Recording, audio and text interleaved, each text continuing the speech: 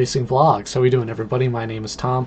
It is currently February 5th, 2024, and if you're a 410 sprint car fan, you know that means this week is the kickoff to the National 410 season with the World of Outlaws at Volusia. And to celebrate the end of winter for the 410 boys, I thought it'd be a cool idea to make a video of my prediction on how the civil war of 410 sprint car racing is going to play out between High Limit and the World of Outlaws. Now, real quick, let me introduce you to the combatants, to the drivers of each series. So, in the World of Outlaws, we have David Gravel, Brock Searfoss, Gio Scelzi, Sheldon Hautenshield, Rose Schuhart Crawley, Shots Gas, Balog Macedo, and Kofoid, with Crawley, Balog, and Kofoid all competing for Rookie of the Year honors, meaning we have 12 full-time guys for the World of Outlaws. On the High Limit side of things, we have Sweet, Alan Kane, Wise Elias and Crouch, Abru Pekday, Baston Wyndham, PPM, Marks, Thorson, Morel Courtney, and McFadden. That's 17 drivers, 5 more than the World of Outlaw guys. So right off the bat, you could tick one off to High Limit just for the number of drivers. And what you might be thinking, who cares if there's more drivers? It's only going to be the battle for the championship and the points that's going to really matter. And while that might be true for the Outlaws, the High Limit guys have an extra battle in the points that we will go over in a minute. For the World of Outlaws, 2024 is going to see them contest 86 races, including some of the biggest crown jewel races in sprint cars, Eldora, the High Bank Nationals, and of course Knoxville. The Knoxville Nationals. High Limit, 59 races, which is 27 less than the World of Outlaws, but they also are trying to start up their own crown jewels and also assimilate some from the Outlaws, including the Joker Jackpot at Eldora, the Gold Cup at Silver Dollar, and the Skagit Nationals, which all three of those are going to be $100,000 just to win. Now, not as prestigious as, you know, Eldora and Knoxville, the Kings Royal and Knoxville Nationals, but some big money that's up for grabs for these teams. Additionally, High Limit's also going to have 5 shows that's going to pay $50,000 to win. Now, I mentioned it's going to be 27 less races for the High Limit teams, which means overall, if you look at a cost per race basis, the High Limit teams are going to have a cheaper operation to put together, which means if you're a smaller team like PPM's personal, his own team he's running, that's going to be super beneficial for him because it means he's not going to have to squeeze and wring out every dollar he can to keep his team going all season.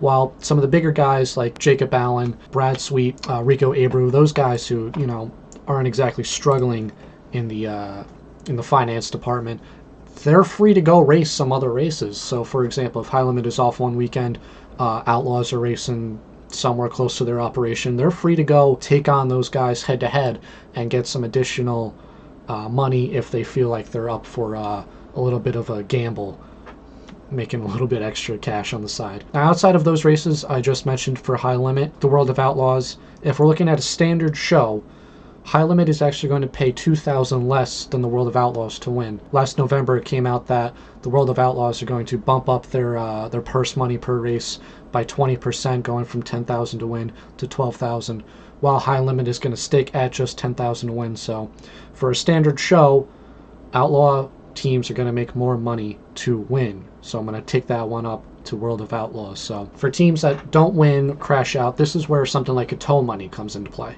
Now, what tow money is, if you don't know, if you sign up right now in the off season to compete for either one of these series full time, what they're going to do is going to give you a little bit of cash to help alleviate some of the travel expenses.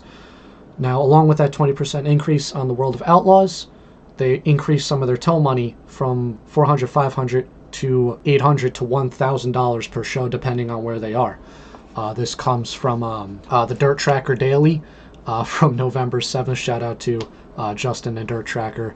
It hasn't been announced, at least I couldn't find it super easily, on what the High Limit tow money is going to be, but we do know this. The tow money is only going to last for the first 2 years of High Limit, because after that, this is where it comes back into that extra championship battle. High Limit this year is going to award to the top 5 drivers in the championship 5 charters. this is a gross word. You know, we've all been around the sport long enough to where we know if we hear the word charter, we think this gross, icky NASCAR system where we no longer get to watch the fastest drivers race each week at NASCAR, but the richest 36 drivers. Charters and high limit are going to work differently from how they work in NASCAR. It won't guarantee them spots in the future. Drivers that line up to take the green are going to have to earn it just like they do now. The charters are going to get awarded to the top 5 in points this year, and then the next 5 drivers in points the next year that don't already have one in 2025. Then, starting in 2026, the charters get activated, and the series is going to operate differently in terms of income for the teams. To quote Justin from Dirt Tracker in his December 10th show, beginning in 2026, that model will start to change. The teams that hold charters will no longer receive tow money and the point fund, but instead get their share of cash through regular, fixed, monthly payments through the season. High Limit has decided that they will share 50% of their streaming revenue with the teams through this program.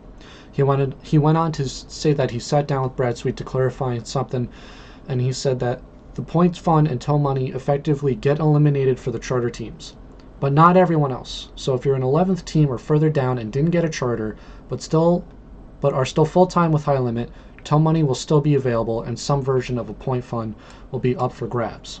Now, this is where I think the war between Outlaw and High Limit is going to be won, is how much value are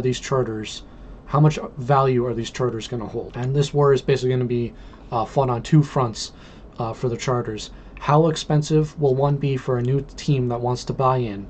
And how much will this point fund payout be for non-charter teams? This is something that's going to be 3, 4, maybe even 5 years from now, but this is when the war is actually going to start full force.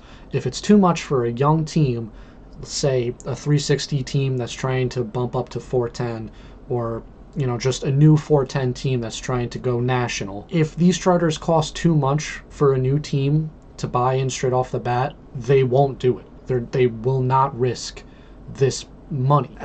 With 50% revenue from streaming, it's still going to cost a lot for these teams to operate. And if Flow Racing or whatever they want to use down the line, if these numbers start to dwindle and Flow Racing starts to offer them a little bit less money, that's going to directly impact the drivers and the teams, which means those charter values are going to be less and less and less, which means it's a big risk for these new teams to buy in right off the bat. And even if a team wants to run the full High Limit season, will it even be worth it? There's no documentation or anywhere online on how much this tow money is going to be for these non-charter teams and how much the purse is going to be for the championship standings for these non-charter teams.